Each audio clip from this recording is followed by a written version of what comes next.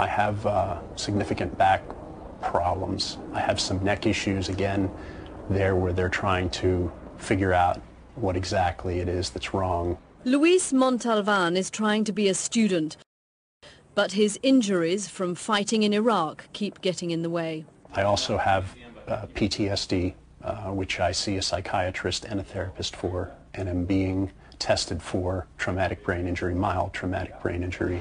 So it's the right knee? The right knee, yes. Luis spends too much time at the Veterans Hospital near his Brooklyn home. He is a wreck who takes 15 pills a day. He imagined himself a hero, not an invalid. Certainly I was honored to participate in the removal of Saddam Hussein, and at that time hopeful that we could help the Iraqi people. Luis did 2 tours in Iraq. He saw it all. Riots, bombings, and even, he says, the waterboarding of a man picked up on the Syrian-Iraqi border who was caught driving a truckload of bogus medical supplies. It was disturbing because I'd never seen anything like that, and it really was torture.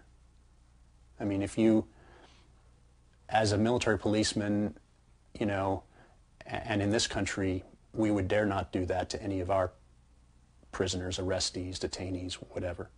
His experiences in Iraq have left Luis so angry he's joined a movement of veterans, a group self-consciously modelled on another war. 37 years ago, in the bitter cold of a Michigan winter, 109 Vietnam veterans met at a cheap motel in Detroit. They called themselves the Winter Soldiers. And for 3 long days they recounted experiences of ransacking villages and torturing civilians. She was questioned by 6 Arvins, and the way they questioned her was, since she had bandages, they shot her. She was hit about 20 times. Their harrowing stories helped turn American public opinion against the war. You start losing people over there, and it makes you angry. Today, in a room uncannily similar, Luis Montalvan has come to Washington to join 300 vets from Iraq and Afghanistan for a second Winter Soldier Conference.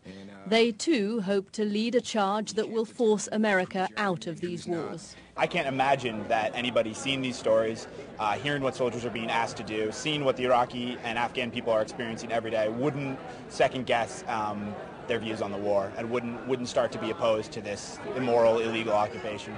Washington's memorial to the veterans of Vietnam is a tribute to heroism, not a tool for political change. Most of it was jungle fighting in Vietnam. It was not urban fighting. But for Carl Blanke, that is fitting. Like Luis, he too served 2 tours in Iraq, during the invasion and during the battle for Fallujah. But Carl's experience was otherwise very different, far more positive. He says he saw acts of courage, not abuse, and he's disappointed by the Winter Soldiers.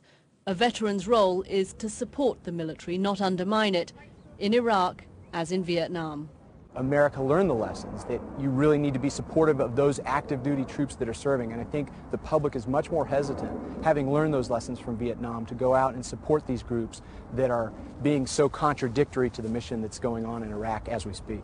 For all Luis's anger and suffering, the truth is the voices calling for immediate withdrawal from Iraq are muted here. These Winter Soldiers will struggle to change that.